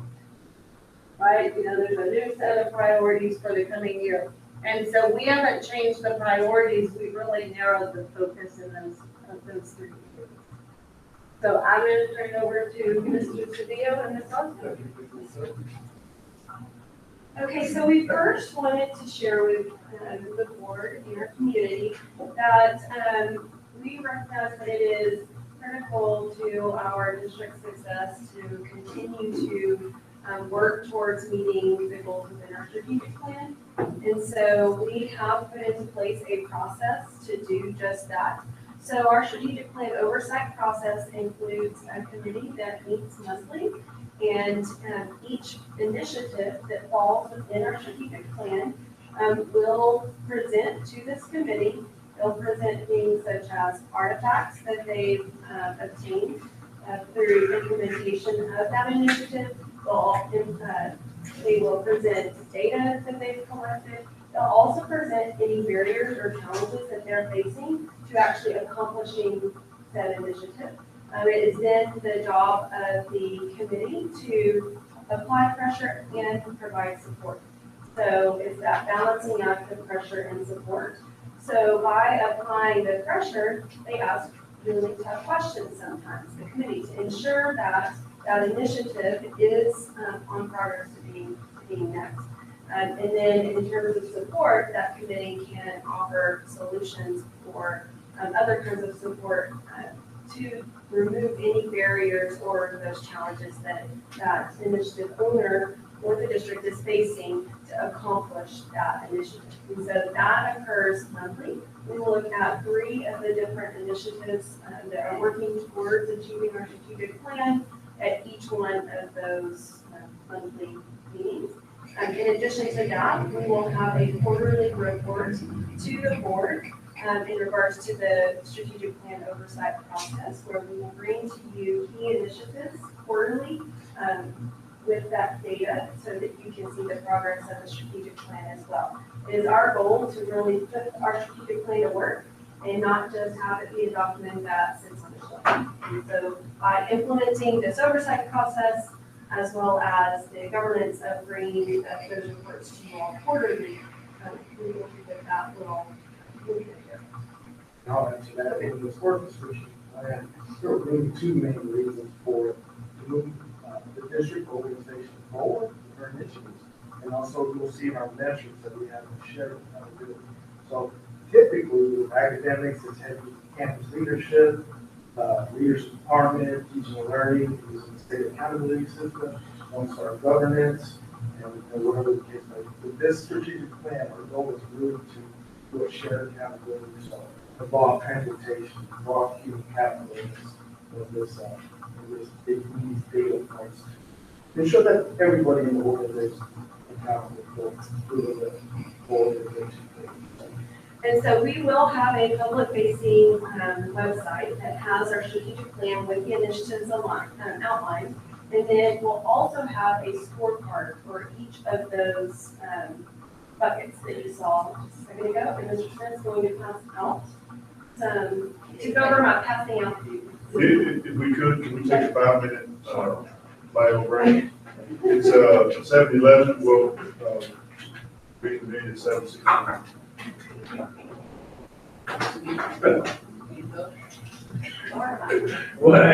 Well played. Yeah.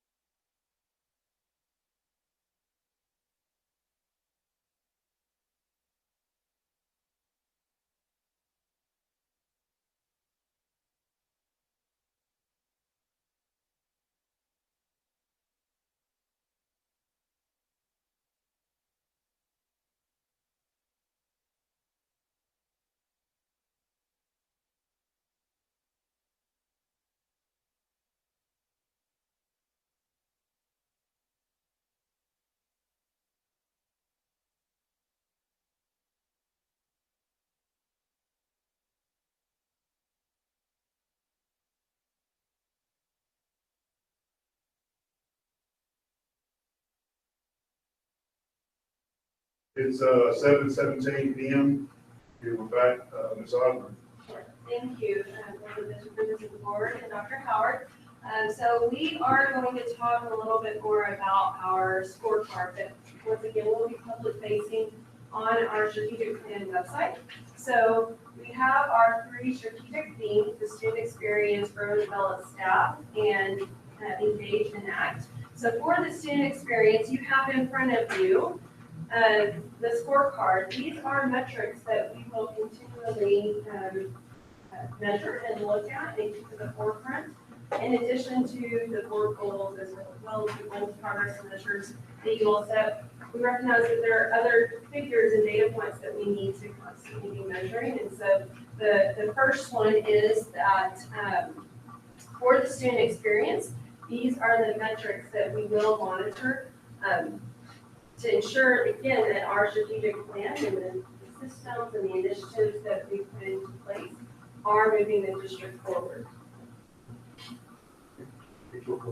So as I mentioned, these are strategies, initiatives, and metrics that will move us forward. So, Mr. Booker, you brought up the pre-K or the kindergarten goal, but the pre-K seats, that's an initiative that if we can meet that metrics, we will move the goal significantly.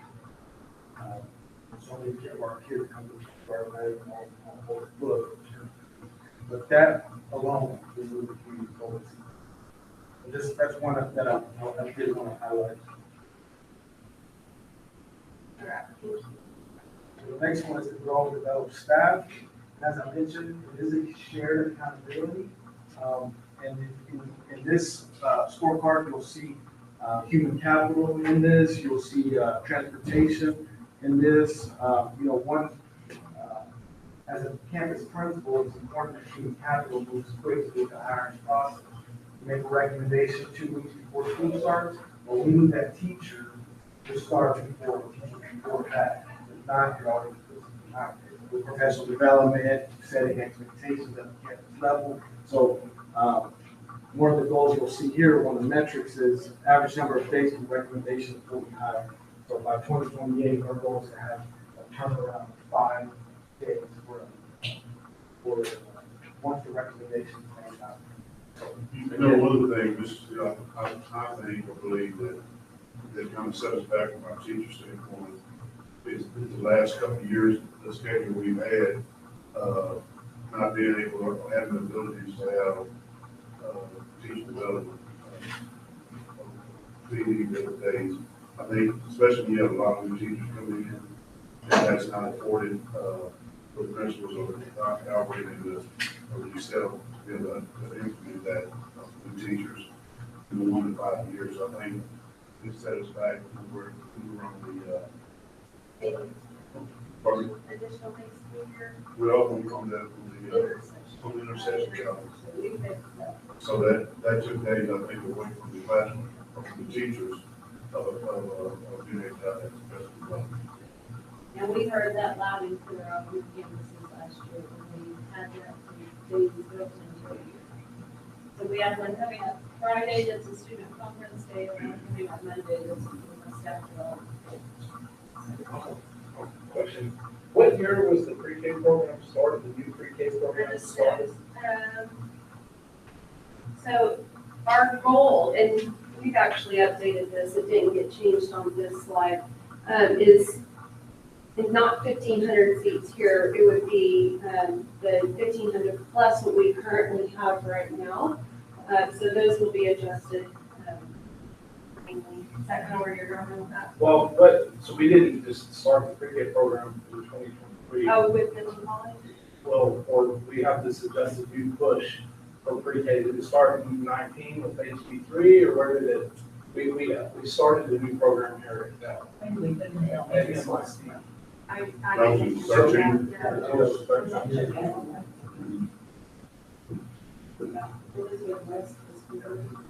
It wasn't, no, that's when the bomber pass was at 12, so that had been like 15 or 16. Okay, so it was when the school started. Yeah. Shall roll fast. Mhm. And these are, areas that we're holding ourselves accountable to, obviously we don't have to adopt them. And when we do the quarterly reports, the areas where it's relevant, you'll get an update on where we are. I'm looking at my pre-K and I just look after it all the time. So just mark all I do. Well, it's just where I'm going with this, like Booker mentioned earlier, they're not the same kids, so these kids have progressed through our system. We'll see where they're at, yeah. So. This like- is about how many seats we No, no, provide. right, no, I understand. I read it, but I would like to know, like, as these kids move up, since we're doing so well in pre-K right now, we're like at 92, moving up to 90, or whatever. You want to track them I along want to track them to see how resilient that is, because to me, that doesn't make sense. We're hitting the third grade, fifth grade, eighth grade, and we're seeing these huge test drops in scores. So we're able to prepare them for pre-K, it's third and fourth graders, but as they move through the system, something's happening because they're dropping. You see them at the pre-K, they're hitting the 90 percentile, that you think they will continue to progress. Yes. Next time. I understand where you're I want to track those kids. So, And y'all are tracking. so there's evidence, is there still evidence that we're gonna see the pandemic basically go through the whole system, all the way to 12? I mean, I know we keep talking about that, I'm assuming by now there should be something measure that is showing that, you know, according to Commissioner Morad, study of the fact that when there's large incidents, wars, poverty, you know, into an earthquake, all these kinds of things that happen within history, and it doesn't matter what time it seems like for the last 200 years,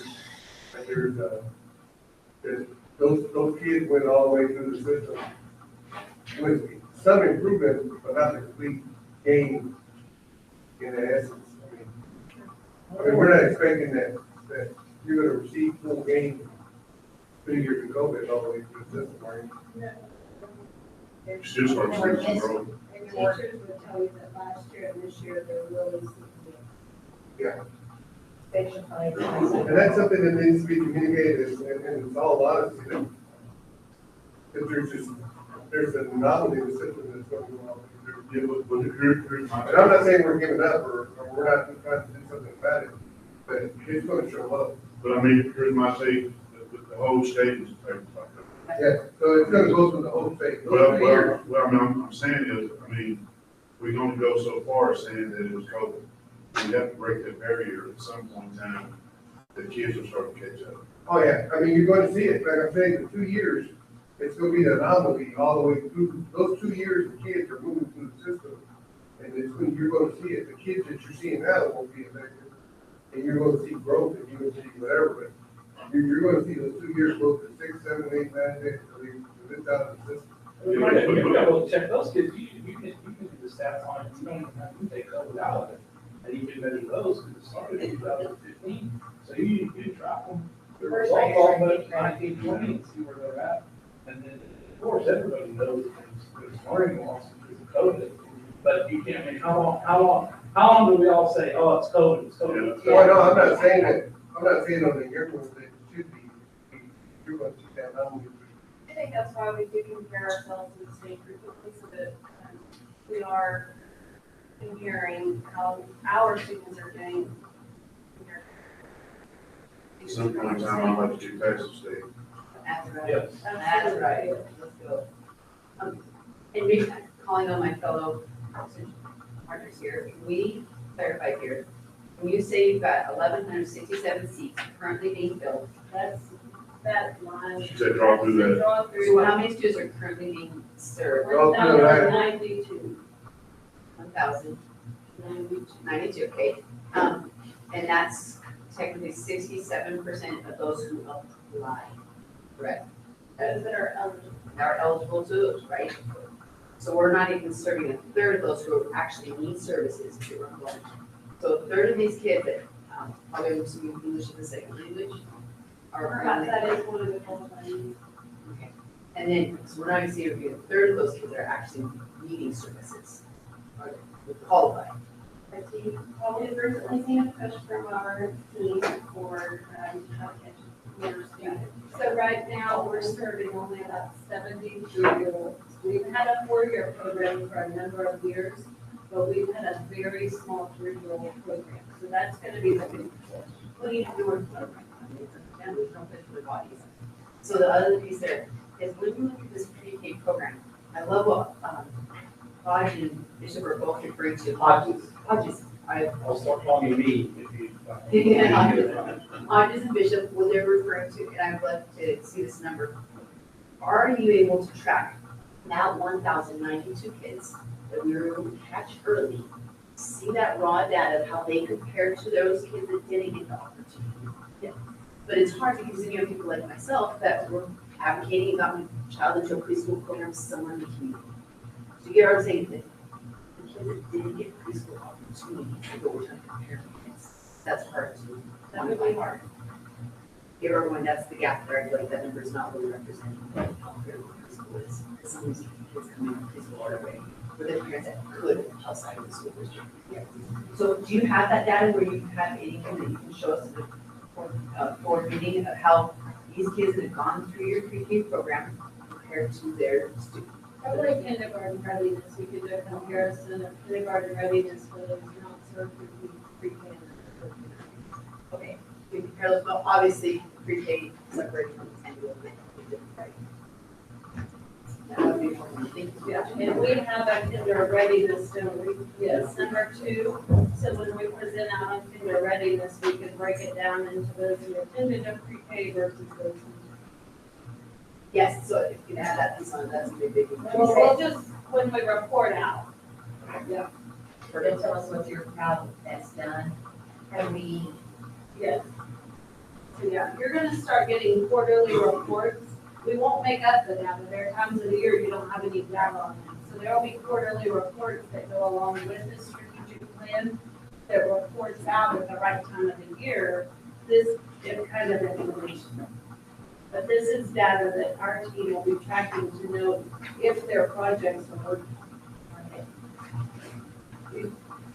So as Mr. Cedillo mentioned, this is a shared accountability. So you see from our human capital work represented here. Additionally, I would like to point out that the success metric for the number of staff that convert through a pipeline, successfully through a pipeline, we don't currently have data on that because we just implemented pipelines this year. And so we will have data and baseline at the end of this year to see who converted through that pipeline successfully. An example of a pipeline is our principal fellows. So we have currently 4 principal fellows that are former teachers, wanted to be principals, and so they get a year of completing their master's as well as certification in the principalship and are shadowing highly effective. So it's on the job training. So that when they become an assistant principal, it's not like their first year as an assistant principal, they have that experience. And then we can direct reach those to the For the number of green barrels. Yes, they will. There's talent pipeline, a little different than the ones you're used to, right? Also, Sorry. going down on that, we are doing a lot of success rate with whole work. So that is a valuable training for us. We target the principalship and having visual principals. It's been valuable training. So Mike, I would, as a board, I think we should like add a success metric, or like one, because the only thing, so we're rating everybody that works for us outside this office. But I'd like to rate the administration on their success rate too, because if we're not having success outside this office, as we talk about adult behaviors changing, the administration needs to be rated too. That's just, I mean, we rate them, the C-suite's rated, from everybody gets rated. Yeah. So there should be a success metric there as well. too. Project managers have accountability, so whoever is over these various areas. And when we do the superintendent evaluation, each division is putting together the work they've done, their part, where they are. That's that accountability piece for everyone. That's what Mr. Cedillo talked about earlier. I just don't see it up there. I mean, I don't know why we don't have a separate one, a success metric for administration specifically, because I want to hold them accountable just like I would everybody else. just like I'll hold you accountable for it. And I think as a board, that's what I think's been missing for the last 20 years, is the administration also needs to be held accountable for what's going on outside of this building. And that's just something that's. You say administration, central office. Yeah, whoever figure out the flow chart, who's accountable for what, figure out a rating system, get the criteria up for it. But if whoever's underneath you isn't being successful, then that's a reflection on your leadership, whoever your direct report is. So if you've got 3 or 4 divisions that you're, and I say this from a private perspective, I don't know what they'll call them, on divisions. But if you have divisions underneath you, like you're a regional supervisor, area supervisor, and your regions they're not making profitable revenue, or you're bad on safety, whatever it is, then you're gonna be held accountable. They're gonna come in and do a steps meeting on you to evaluate and say, hey, why are you in this leadership role, and everybody that's underneath you is not being successful? We need to, and it can't just be, well, we've got this, it's very explainable. Doesn't mean anyone's doing a bad job, but if there is not a SMART goals, and that's not evaluated, then we don't know. And that's just, I think that it comes across as it's a very unique situation in public school, that I don't think that the administration is the only one to exclude themselves out of it, just like the board can't be excluded. We're every 4 years, we're evaluated as well. We evaluate ourselves once a year. Sure, so every employee in the district is evaluated. We've actually just changed our district evaluation for district administrators. It's now tied to the strategic. So, I understand what you're saying, but I would like to see one on like a medical success metric. And I disagree with that. I think that the system. Well, of course, we never agree. I think that the system that exists now is built in a way It's worked real good for 20 years. where we're working appropriately to personnel people and to the whole district. And I think that's a fair system to the system. There's a lot of things tied to it within the state of Texas. And I think the superintendent's job is to run this district and oversee that process. So I don't think putting that up here is something that.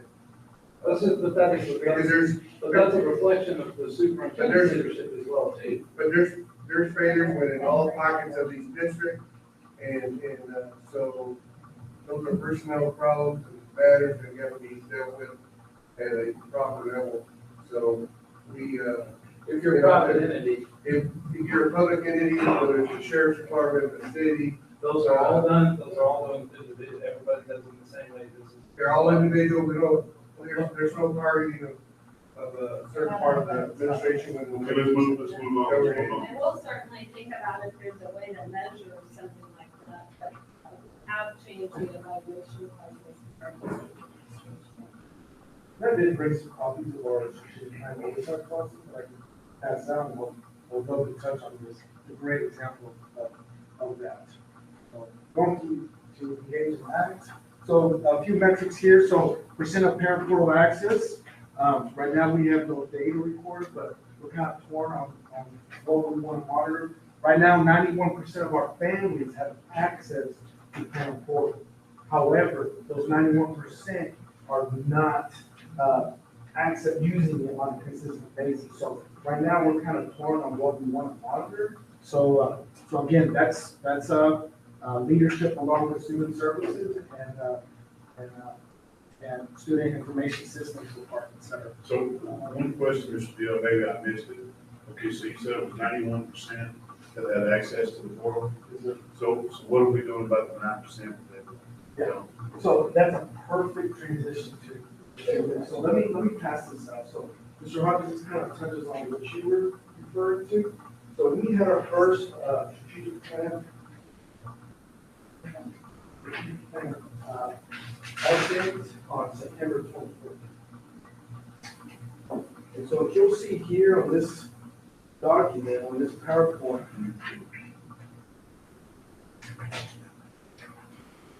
so if you see on this strategic plan update, so the initiative 9.1 is the executive sponsor is myself and the initiative owner. So one person owns that initiative, and they're held accountable for that initiative. And that's Ms. Redmond with that initiative.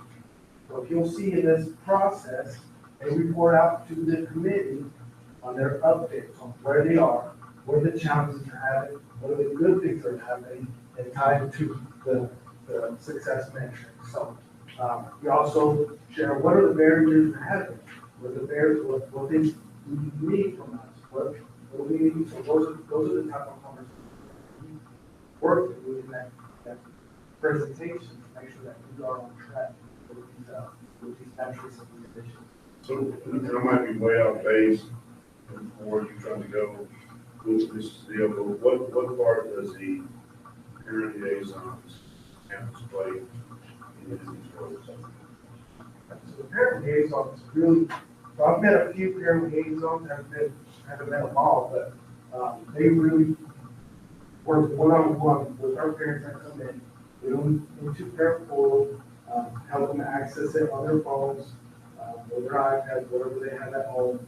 Really try to, But and that's my point is, if we got 9% that aren't able to, then the parent liaisons, each one of those campuses ought to be able to identify thinking on what that 9% is. I mean, it might be 2% at the bottom, it might be none at Alamo, but try to find out those areas that are not at 9%, so that we can see what we can do from a parent liaison and admission standpoint to close that gap to where we have 100%, whether they're online or there's some other way of helping them out. yeah, and we've actually had the conversation, that we need parents to opt into an electronic progress report, six weeks straight, report cards, versus once they sign in parent portal, it's automated, it's all electronic. And You know, so, we're just getting started with the strategic plan, so what we've done here is establish, if we do all this work, here's some things that would move the needle, right? They remove the needle, if that needle's not moving, then it's maybe not the right project that we're looking for, strategies that we have. And so, we've only had one project management or strategic plan oversight committee meeting. And so this is hot off the press. I'll bet another year we can tell you a lot more about how we're gonna adjust all of that with parent portals. We have areas where we don't have much baseline data.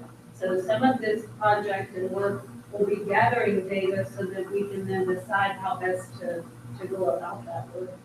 But right now, you have 9% that you know they're using, you just don't know which, That had access, but you don't know who that 9% is. we have 9%. The people, And so this is a perfect example of what this committee is to do. Whenever Ms. Redmond presented on this particular initiative, and she shared that day, she said some of the barriers are all parents to access. And so we did talk through some strategies that she could do to try to get the 9% to create a more. But on the same pretense, you might have some of that 9% that might not be, they might not understand, even looking at their phones or even a computer, that they're actually looking at. That was the point of asking, what part does the parent liaison play? And I know each principal's over that particular individual, but how does it work getting to the principals that we need to have our parent liaisons engaged in this same type of conversation that we're having now? Because Ms. Redmond will lead that work. She owns that project. And so then it's her job to take the feedback, to implement what she's doing. She will own this project from now until we have a different strategic plan. So is there a way to know going forward on the gap that's closed on that 9%? Yes, It'll be a success, sorry. Maybe that's it. It'll be the success. yeah. I'm looking here, I think it's really important on getting back. The very last sentence. Equipping parents with the necessary tools to actively participate in their child's education. I think the measurable, also not telling parents what to do. I think it's very important to engage the parents. As a mom, it was very difficult to see us not have access to Clever. I just gotten the system figured out, got my kids home, we did Imagine Learning. You have parents that want to be engaged, but we're not getting that information. I need one-on-one with the teachers, say, how do I even log into this iReady? There's now 4 extra steps to make that happen to get there. But I think you have parents that very much want to participate and be involved in their children's education when they get home, kind of push them to that next level, and we pay for that. Massive price for these amazing higher-ready programs for the everyday parent, and that is something measurable on there that we have a resource. So I'm not quantifying which parents have login access, are using it so that the teachers can really build a bridge with the parents and measurable. I don't know what your thoughts are, but already, we're still chewing on it and trying to get a pattern of it going. But getting parents involved in their education. Well, and I think that measurable. yeah, one of the pieces that we toyed with, should it be on here, is do we monitor how often we have parent engagement, meetings, activities? And then, that really gets very campus specific, grade levels looks different. But the whole purpose of the work that we're embarking on is we know right now that we're not doing a good job of that. And so the people managing these projects, their work is to figure out the best practices and then implement those. And again, remembering, we have campus principals that have to try to figure out how to do all of it. So we have to chunk it in a way that we're not overwhelming the whole system with trying to improve everything at once. Because someone in this building has one area to focus on, whereas the campus principal gets hit with all of them at once. Right, so we can't just set wholesale, say, we're gonna do 15 new things in this one area. Year one. This is a year one of this strategic. Absolutely, yeah. I'd be just encouraging you to keep looking forward how to actively engage.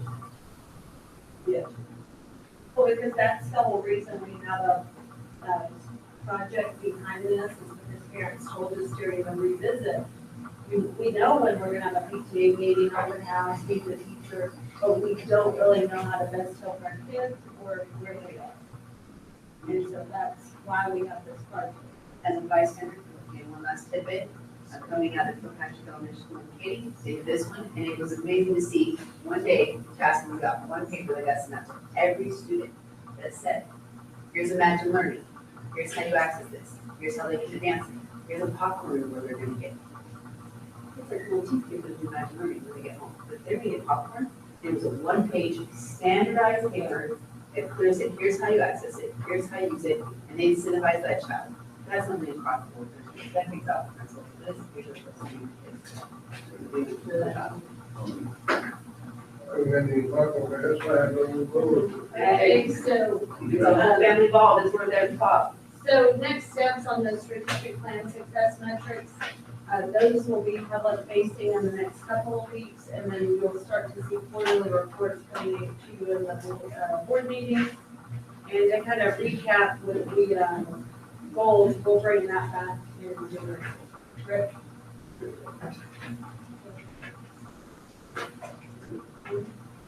Okay, it is 7:46 PM. We will adjourn. Thank you, Dr. Howard, and your team for all together. The team did a great job.